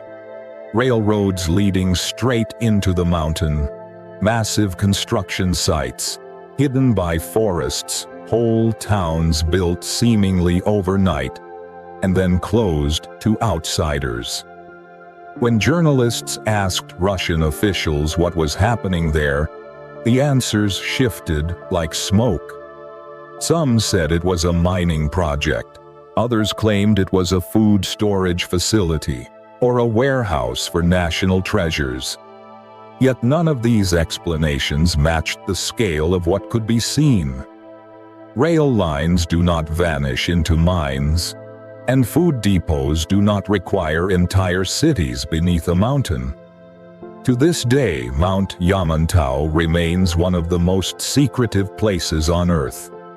American intelligence analysts have long suspected it is home to a vast underground complex, possibly large enough to hold tens of thousands of people, a command center meant to survive nuclear war, or perhaps something even more mysterious. The truth, as always, is buried deep in silence. Imagine it for a moment. Beneath the snow and rock tunnels descend like veins through the mountain's heart. Lights glow softly on steel walls. Air circulates through hidden shafts, keeping the space alive. Perhaps there are control rooms filled with humming machines, storage chambers stocked for decades, bunkers wide enough to hold an entire government waiting for the surface to recover. And outside, the wind moves through the pines, unaware of the world sleeping below. The project began in the shadow of fear. During the Cold War, when the threat of nuclear conflict hung over every nation, both the United States and the Soviet Union built bunkers to ensure survival if the unthinkable ever happened. But Yamantau was different. Its size, its secrecy, its persistence long after the Cold War ended, these gave it an air of something far beyond mere defense. Even in the 1990s, when Russia's economy faltered and many projects halted, construction at Yamantau continued. Trains still rolled into the mountain. Guards still patrolled the roads. Entire towns around the area remained restricted, closed to all but those with special clearance. For decades, outsiders have speculated about what could lie within.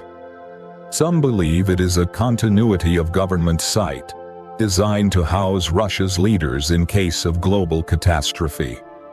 Others think it stores nuclear weapons or vital archives sealed away from danger.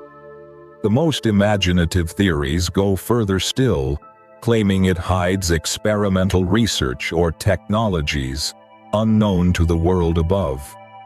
But perhaps the greatest mystery is that no one, not even the locals living nearby, truly knows. There is something haunting about the image of that mountain. It stands there quiet and unmoving, while beneath its surface, a secret hums. It is a living paradox, nature's grandeur on the outside, humanity's fear carved into the inside. It reminds us of how often we build fortresses not just against enemies, but against our own vulnerability. The higher we rise in knowledge and power, the deeper we dig into the earth for safety. Still, the mountain's silence feels almost protective, as though it keeps its secret not out of deceit, but mercy. Perhaps some things are meant to remain hidden until the world is ready to face them. Every civilization has had its sacred mountain, its place of refuge or revelation. Mount Sinai held commandments. Mount Olympus held gods. Mount Yamantau holds something else entirely, a mirror, showing us what our age worships most: survival itself. When I imagine standing at its base, the air cold and sharp, the snow whispering beneath my boots, I can almost hear two heartbeats: the slow, steady rhythm of the earth and the faint metallic pulse of whatever lies inside. They echo against each other, like two worlds sharing one body. Above, life continues as it always has: wind-swept trees, circling ravens, the eternal patience of rock. Below, a city built in shadow waits, silent, guarded, and unknown. It's strange to think that even now, in an era when satellites photograph every inch of the planet, there are still places like Yamantau, places that refuse to reveal themselves. Perhaps that is why such mysteries capture us so deeply. They remind us that control is an illusion, that no matter how much we map or measure the earth, we'll always hold something back. And yet, there's comfort in that too. Because the earth's secrecy is part of its kindness. It protects what must rest. It keeps our most dangerous creations contained, and our oldest questions alive. The same ground that hides missiles also hides seeds waiting for spring. The same mountain that shelters power also shelters snow rivers and the quiet dreams of the forest. So, as you breathe now, picture that balance: the cold majesty of the mountain above and the silent labyrinth below. Two worlds, one of light, one of shadow. Both necessary, both alive. The wind passes over Yamantau's slopes, whispering across centuries, and in that whisper, there's a promise that even in the age of machines and fear, the earth still watches over us, patient and enduring. Tomorrow we'll travel west once more, crossing from secrecy into myth, where one man's story beneath the deserts of New Mexico would ignite one of the strangest legends of all. An encounter said to take place deep underground between humanity and something beyond it. But tonight, let Mount Yamantau rest in your imagination, tall and still under a sky of ice. Listen to the quiet. Let the snow fall in your thoughts. The mountain is breathing, and so are you. The cold breath of Mount Yamantau still lingers in the mind, the hush of snow falling over secrets no one has seen, the pulse of a sleeping power buried in the dark. We've walked through ancient refuges and modern fortresses, each one shaped by fear, faith, or the hunger to endure. Yet what comes next is something stranger. If Yamantau is the symbol of what humankind hides, then the story that follows whispers of what it may have met beneath the ground. Across the ocean, under the sunburned mesas of New Mexico, lies a legend that still divides belief and disbelief. A tale of a man who claimed to have seen the impossible. The desert has a silence unlike any other. It isn't empty, it's vast. The air trembles with heat, the horizon blurs into mirage, and beneath that stillness, there's a hum, the low resonance of the earth holding its breath. It was here among red cliffs and endless sand that a man named Phil Schneider claimed to have faced the secret that would haunt him for the rest of his life. Schneider was a geological engineer, a quiet professional who spent years working on government construction projects deep underground. He was not a dreamer, not a writer of stories, but a man of stone and soil. In the 1970s, he said he was sent to New Mexico as part of a team building a network of tunnels for military research. The location was Dulce, a small town near the Colorado border, where mesas rise like sleeping giants against the blue sky. The project was meant to be routine, just another deep excavation. Until, according to him, it wasn't. Schneider's tale begins with rock giving way too easily, with drills sinking faster than expected, as if cutting into hollow space. The deeper they went, the stranger things became. Temperatures rose without reason. Instruments failed. Then came the moment he described with a trembling voice years later, the breaking point. The machines pierced a chamber that was not supposed to exist. A cavern vast and silent and not empty. He said what they found inside was beyond understanding. Figures, shapes, beings not of our world alive, startled and furious at the intrusion. The encounter, Schneider claimed, turned violent.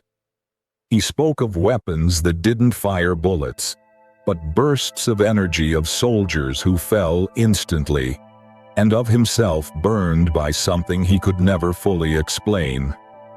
His left hand, he would later show to audiences, bore missing fingers, proof, he said, of that terrible meeting beneath the ground. It sounds like fiction. Perhaps it is. No documents ever surfaced, no evidence beyond his words. But Schneider insisted until the end that what he saw was real, and that the government had silenced hundreds of others who witnessed the same. He called it the Dulce Base, an underground facility where humans and non-humans worked together or against each other in secret. For some, his story became a spark igniting countless theories about hidden worlds beneath the desert tunnels stretching from New Mexico to Nevada. Chambers where forbidden experiments took place. Places where the boundaries of life were tested and broken.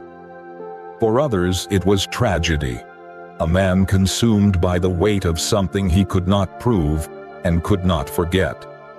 And yet, as outlandish as it sounds, Schneider's tale fits a pattern as old as civilization. Across our journey, we've seen humanity carve deep into the earth for safety, knowledge, or devotion. But perhaps deep down, we were never alone in doing so. What if those who built Derinkuyu, who filled Teotihuacan's tunnels with silver light, or who carved the Longyu caverns, weren't just hiding from the world above, but seeking something below, something older, something that waits? The human heart has always been drawn to mystery, and the underground is its purest form. It's where truth and imagination meet, where faith and fear become the same thing. Phil Schneider may have stood on that threshold, peering into a darkness that reflected his own. Maybe what he saw wasn't literal. Maybe it was a vision, a symbolic encounter with the unknown forces that dwell in every human attempt to control nature. After all, every secret we bury eventually becomes its own life. When Schneider began speaking publicly in the 1990s, his voice was quiet but unwavering. He spoke of technology, of danger, of alliances between government and something he called the others. He warned of tunnels connecting bases across America, each one deeper than the last. The audience often watched in rapt silence, unsure whether they were hearing a confession, a revelation, or a cry for help. He ended each talk the same way: I tell you this because the truth is buried underground. He died not long after, found alone in his apartment under circumstances the world still debates. Officially, it was suicide. To those who believed him, it was silence. It's easy to dismiss stories like Schneider's, but even the most skeptical heart can't ignore the resonance they hold. They tap into something ancient, the idea that beneath our feet lies not just rock and memory, but mystery. That we have built so many layers of civilization upon the unknown, that one day the unknown might start to look back. If you drive through Dulce today, it looks like any small town, quiet streets, distant mesas, cattle grazing against the sunset. There's no sign of what Schneider described, but at night, when the desert wind drifts across the plains, the silence feels thicker than it should. You can almost believe that something sleeps beneath dreaming, as it has for centuries, waiting for the right vibration to stir again. I don't know if his story was truth or myth, or something between the two. Perhaps the real message of Phil Schneider's life isn't about aliens or conspiracies, but about what happens when a man carries too much silence inside. When the weight of what he's seen, real or imagined, becomes heavier than the world above. We've learned throughout this journey that the underground holds everything: survival, belief, beauty, and fear. Schneider's tale adds one more truth to that list: the truth of loneliness. The deeper we dig for answers, the farther we may drift from one another. Yet still, we dig, still we seek, because the longing to understand is older than fear itself. So tonight, as you rest, let the desert quiet surround you. Feel the still air, the vastness of the night stretching beyond sight. Beneath it all, the earth remains what it has always been. A keeper of secrets, some tender, some terrible, all waiting for light. Tomorrow our journey nears its end.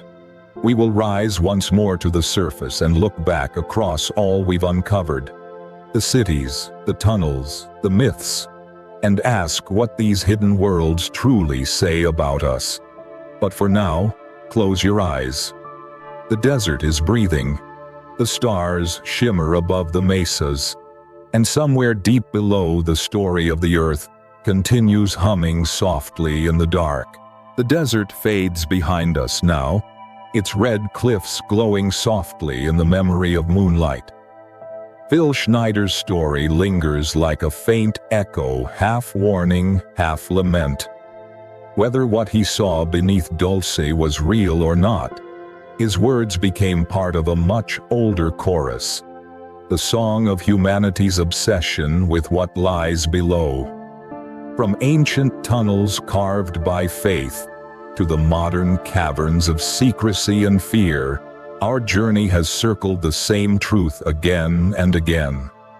Now, as we draw closer to the end of this long descent, it's time to pause and listen to see what all these shadows beneath the earth truly reveal about us. There's a moment in every journey when the traveler must stop and look back. To measure distance, but to understand direction. Standing now at the threshold between myth and memory, between what is known and what is imagined, we can see how the stories of the underground form a single thread woven through the fabric of humanity. From Derinkuyu's hidden city in Turkey, to the tunnels of Teotihuacan, from the roaring labyrinths of Chavin, to the silent beauty of Longyu, each place told us something about the same longing, the need to carve safety and meaning out of darkness. Perhaps it was never really about what's beneath our feet. Perhaps it was always about what's inside our hearts. Every civilization we've met on this journey turned inward when the surface became too dangerous or too loud. The people of Derinkuyu hid from conquest and chaos, carrying their prayers into stone. The builders of Teotihuacan filled their tunnels with mercury to mirror the cosmos, turning the underworld into the heavens themselves. The priests of Chavin used sound and shadow to awaken the divine within human minds. The Hopi saw the underground not as an exile, but as a beginning, a womb that gave birth to light. Even modern nations with all their machines and maps still build down when fear rises up. It seems that no matter how far we evolve, we return to the same instinct to hide, to protect, to search. The underground is where humanity goes when it wants to remember or to forget. But if we look closely, there's a pattern in this descent. Every time we dig deeper, whether into rock faith or technology, we face a reflection of ourselves. Tranquil reflected the courage of survival. Teotihuacan reflected wonder. Chavin reflected transformation. The underground Great Wall reflected fear. Dulce reflected loneliness.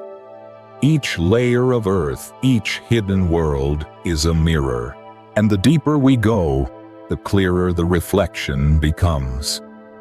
Imagine for a moment the world seen from beneath the earth as a living being with veins of tunnels, arteries of rivers, chambers of light and heat.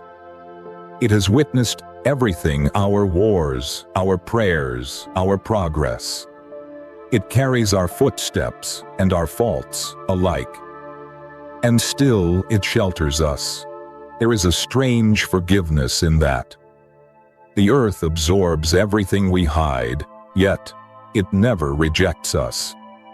Maybe that's what we've been chasing all along, not just secrets or lost civilizations, but the feeling of being held. When we go underground, we are cradled by something older and kinder than history.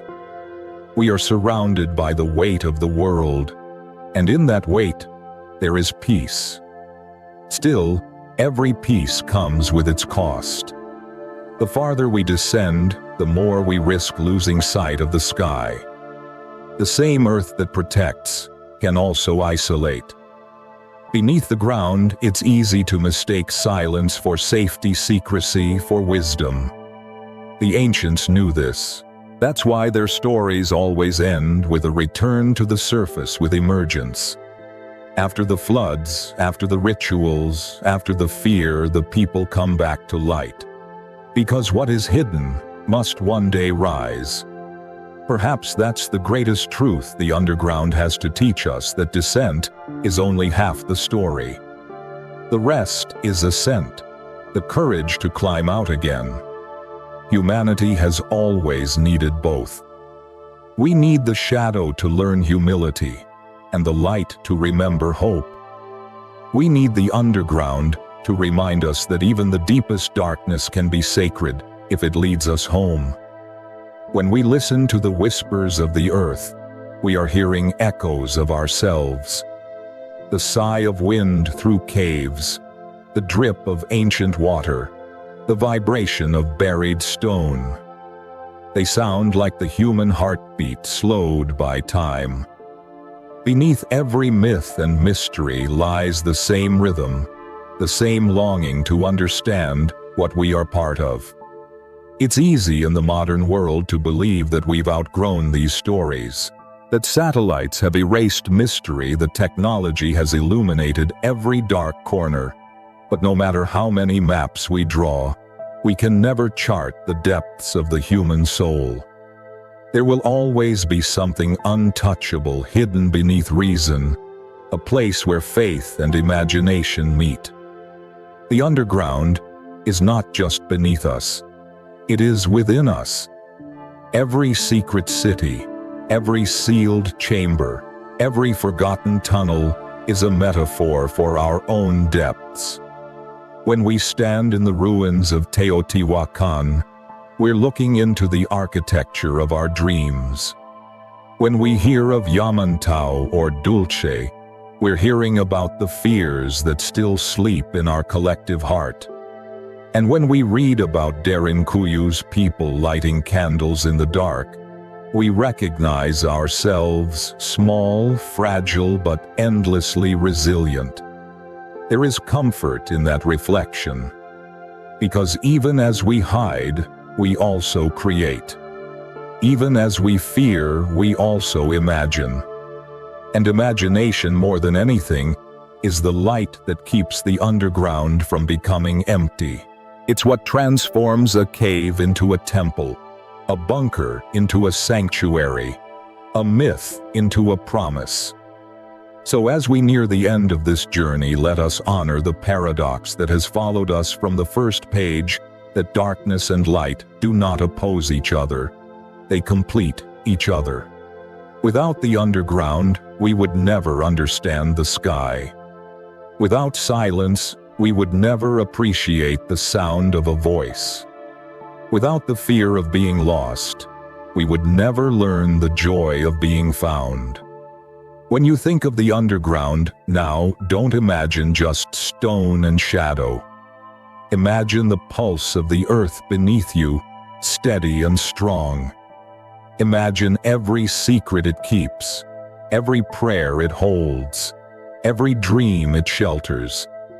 It has seen humanity at its worst, and at its most beautiful, and through it all, it endures. Tomorrow will rise once more to the surface where the world of light waits to greet us. But tonight, rest in this in-between place. You've walked through millennia, through myth and memory, through fear and wonder. Let it all settle inside you like sediment in calm water. The hidden world has spoken, and what it tells us is simple: the dark was never meant to trap us. It was meant to teach us how to find our way home. The echoes of the hidden world are still fading in the mind. You can feel them like ripples in quiet water, soft, endless, gentle. We have traveled through darkness and myth, through tunnels of faith and corridors of fear, until the underground no longer feels separate from ourselves.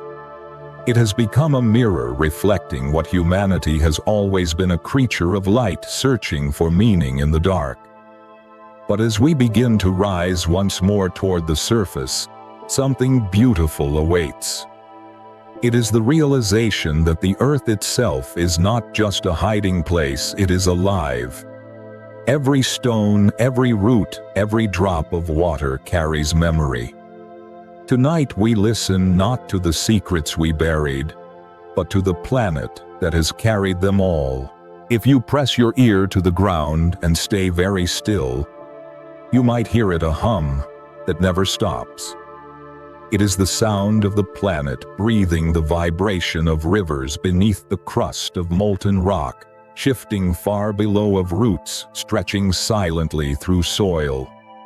The earth is not silent. It speaks in slow tones, in the language of patience, in rhythms too deep for hurried hearts to hear. For most of our history, we treated the ground beneath us as solid, lifeless, unchanging. We built our homes, our cities, our empires on its surface, rarely thinking of what lived beneath. Yet science now tells us what ancient storytellers always knew: the earth is alive. Its core spins like a heart, generating magnetic fields that protect us from the sun. Its crust breathes with earthquakes, reshaping itself with every century. Beneath mountains and oceans, bacteria thrive in darkness, eating stone, creating life where none should exist. Even in the deepest caves, where no sunlight has ever touched, tiny organisms move, glowing faintly like embers in an unseen fire. It's a strange and humbling thought that the same planet we walk upon is alive in ways we barely comprehend. Beneath every field and city lies an entire hidden world of movement, of birth and decay, of quiet work that sustains us without asking for thanks. The ground beneath our feet is not dead matter. It is memory layered over itself 1,000 times. Every era leaves its trace. The ashes of fires long extinguished, the bones of creatures turned to stone, the seeds of ancient forests waiting in sleep. The earth remembers everything. Think of how mountains rise. They begin as whispers in the crust, pushed upward by heat and time. Think of how rivers carve their way through stone, patient as love. Think of how a tree takes root, how it reaches downward before it dares to reach the light. Everything living on this planet has learned its rhythm from the soil. The underground is not a place apart. It is the heart that keeps the surface alive. We often speak of the earth as if it were separate from us. We call it as though we were guests upon its skin. But we are not separate. We are its breath, its dust, its dream of consciousness. The calcium in our bones, the iron in our blood, the salt in our tears, all of it comes from the earth. Long before we learned to write, to pray, to build, we were already made of its memory. When you walk through a forest and the wind stirs the leaves, that's the same wind that once moved through caves, where our ancestors hid from the storm. When you drink from a river, that water has flowed through stone, older than language. Every breath we take is a conversation with the planet, one we've forgotten how to listen to. But the earth never stopped speaking. It just learned to whisper through rain, through roots, through the hum beneath our feet. There's a gentleness in that realization, but also a warning. The planet is alive, yes, but it is also wounded. We've cut into its body, mined its veins, stripped its forests, and filled its skies with smoke. And still it endures, not because it is unfeeling, but because it knows patience better than we do. The earth has survived ice ages, fire and flood. It will survive us too, though it would rather not have to. When we stand on the surface and look out over the horizon, it's easy to feel small. But that smallness is not weakness, it's belonging. The vastness of the world isn't meant to make us afraid. It's meant to make us grateful. To realize that even as we chase stars and build machines, we are held by something older, something infinitely kind. I imagine sometimes what the earth might dream about. Perhaps it dreams of its first rains, of the early forests swaying in prehistoric wind. Perhaps it dreams of us, not our wars or cities, but our laughter, our music, the sound of our footsteps returning home at dusk. If the planet truly remembers, then it must remember love too. In ancient times, people spoke to the earth through ritual and prayer.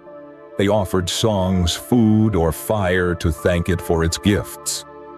We may have outgrown those ceremonies, but the gratitude they carried still matters. Every quiet act of care, every tree planted, every river cleaned, every moment of awe is a prayer, even if we don't call it that. It's how we tell the earth, I remember that you are alive. When night falls, the world slows down, and the heartbeat of the planet becomes easier to feel. The hum under your pillow, the soft tremor in the air, the gentle sway of trees outside your window. It's all part of the same pulse, the same one that beats in you, the same one that has been beating since the first sunrise. So as you rest tonight, picture the world beneath you, not as rock, but as something living and kind. Picture the continents drifting slowly, the magma flowing like blood, the roots of trees embracing each other in the dark. Picture every hidden cave and tunnel you've traveled with me. Derinkuyu, Teotihuacan, Chavin Long Yu, and realize that all of them were carved into a body that lives. We have spent so much of this journey searching for what humanity built underground, But perhaps the real miracle is what the earth built itself. You are part of that miracle. You always have been. When your heart slows, it beats in time with the planets. When you breathe, the earth breathes with you. And when you close your eyes, it cradles you, like it has cradled everything that has ever lived. Tomorrow, in our final chapter, we will return fully to the surface, to the light, to the open sky, and gather all that we've learned from the depths. But tonight, let yourself drift into the hum of the earth. Feel its warmth rise through the floor, through your bones, through your thoughts. The planet is alive, and it remembers you. And in its memory, you are home.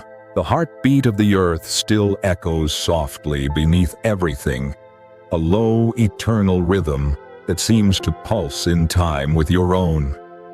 You can almost feel it now, steady and warm, carrying the memory of every cave, every tunnel, every hidden world we've traveled through.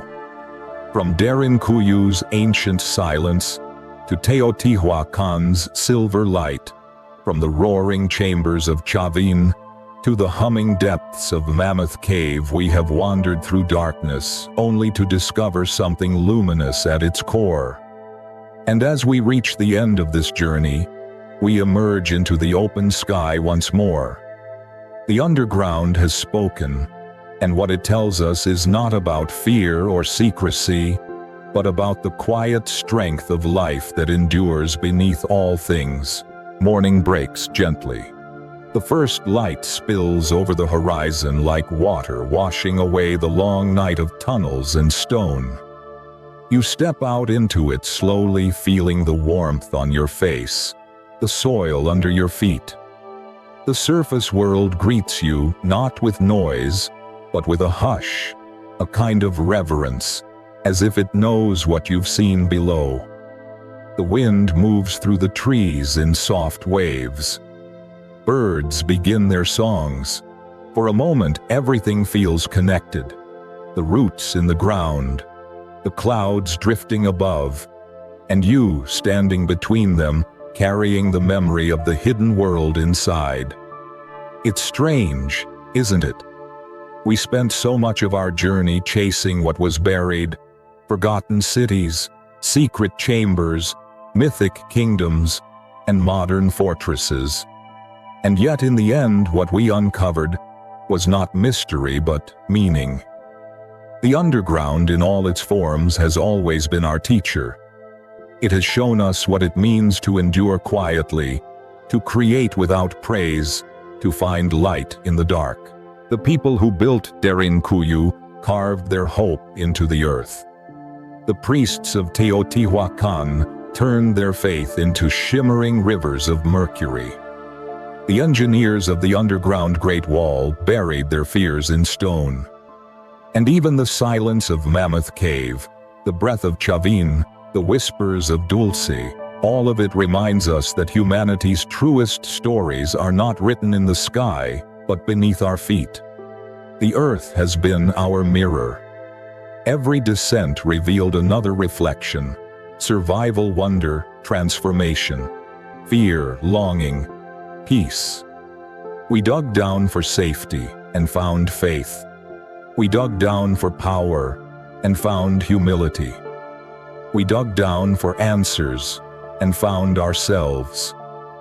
Perhaps that is why the underground has always felt sacred, not because of what hides there, but because of what we bring with us when we enter. If you close your eyes now, you can still walk through those places in memory. You can feel the cool air of Derinkuyu brushing your face.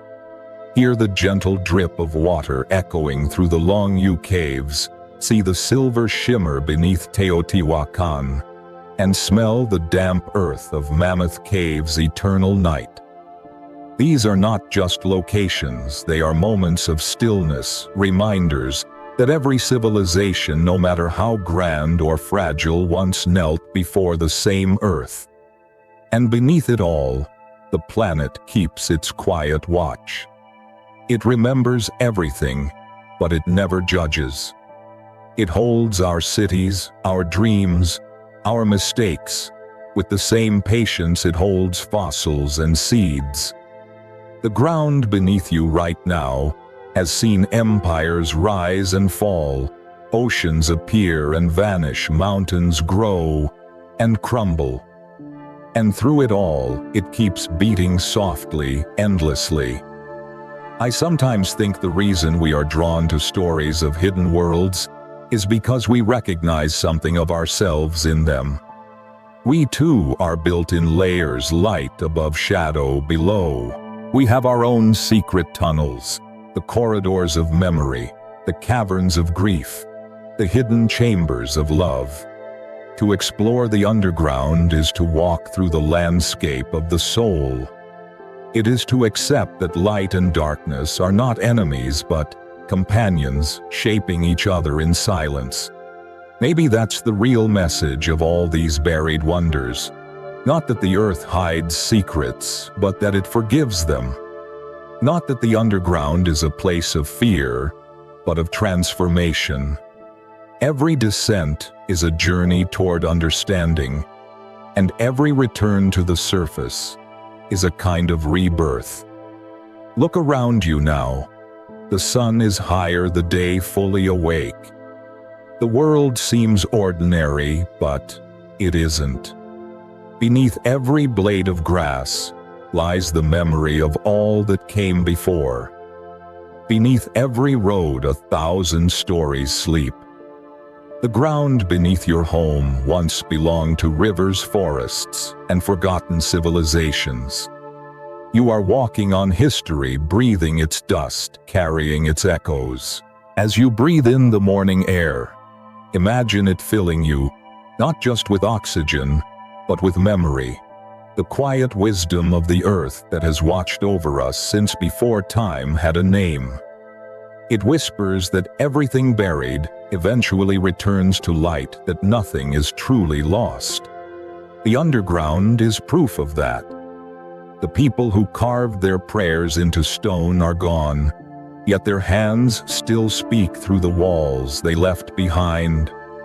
The tunnels they built still hold air, still hold silence, still hold the imprint of faith. And so, as this journey comes to an end, remember what it has shown you. The world is not divided into above and below, light and dark, sacred and ordinary. It is one great breathing being full of hidden music. Each of us is part of that harmony.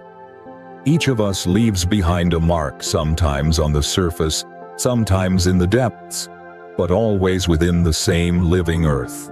There will always be mysteries below us, sealed cities, forgotten passageways, mountains that hide their hearts. But perhaps we no longer need to uncover them all. Perhaps it's enough to know they're there, keeping the balance between the seen and the unseen. The unknown gives the world its depth, just as silence gives shape to sound. Tonight, when you lie down to rest, think of the ground beneath you, not as something solid and still, but as something alive, breathing softly, holding you close. The same earth that carried the ancients carries you. The same heartbeat that echoed through the caves still echoes now, through stone, through roots, through the rhythm of your own pulse. The underground is not a place we leave behind. It lives in us. In every quiet moment, in every prayer unspoken, in every breath of gratitude. The journey downward was never about escape. It was about belonging. So sleep peacefully.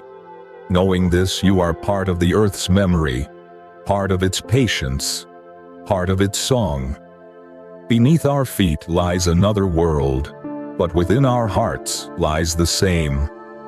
And in that quiet connection between the two, the world finds its balance, and we find our rest.